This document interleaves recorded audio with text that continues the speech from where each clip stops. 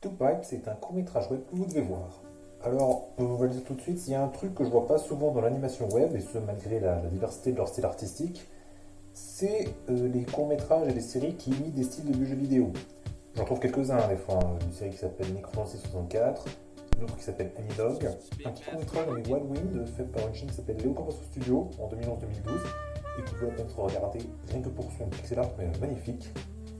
Mais ça reste des exemples assez rares. Du coup, quand je découvre soudainement, grâce à mon algo YouTube, un court-métrage fait par une personne qui s'appelle Ulupi et qui est très célèbre pour ses courts-métrages nommés RTX On, l'épisode sur Morchou des deux Zelda CDI et les il y a quelques années, directement je suis intrigué. Et je pense que j'avais bien fait sur ce coup-là. Two Pipes, c'est donc l'histoire de Demo, qui est un truc qui sont à peu près humains et qui a le plus piquant au monde. Et il souhaite faire un review d'un jeu PS3 qu'il trouve nul à chier. Quand soudain, le grange lui saute, comme ça.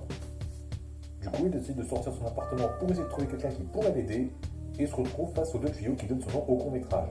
Et c'est tout ce que je vais dire pour ça, donc je ne veux pas vous spoiler la suite, vraiment. Donc, commence par le plus évident, c'est que le look et le style du court-métrage, qui est très low poly PS1, ça lui donne une sacrée gueule.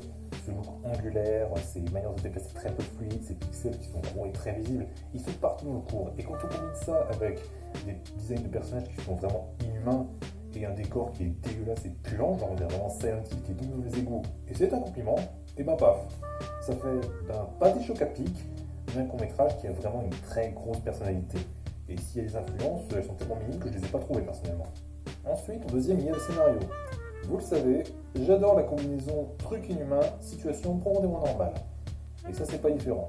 Je veux dire, même si c'est un très gros vernis creepy, la vérité c'est que Two Pipes, c'est surtout l'histoire d'un mec qui habite dans un appartement pas forcément propre, dans un immeuble pas forcément propre, qui fait des vidéos en mode Elite du pauvre, et qui emprunte souvent un ascenseur tout nul, avec des voisins très chiants qui ne parlent pas. Alors cette juxtaposition, ça marche toujours sur moi, et c'est pas différent ici. Et enfin, je veux faire une petite dédicace au voice acting dans le court-métrage pour terminer. Bon, vu que là il y a un cast vocal qui est quand même 4 étoiles, c'est un peu cheat, mais quand Ulupi lui-même arrive à jouer une espèce de personnage un peu loser, qui est vraiment saoulé par la vie, alors quand même face à lui il y a Harry Partridge qui joue un concierge lourdeau à l'accent britannique qui est très très savoureux à entendre, dans tout ce qu'il dit, vraiment j'ai adoré. Ben, il n'y a pas à tortiller du cul, tout le monde s'est joué vraiment très bien. Oui, même Zach Idol, alors que pourtant il joue juste un bébé chouineur, on ne voit que 5 secondes. Du coup, ben oui, Two Pipes, j'ai beaucoup aimé. Ça utilise très bien ses 8 minutes 30 pour raconter une petite histoire drôlatique, le tout avec un style pas forcément vu dans l'animation indé.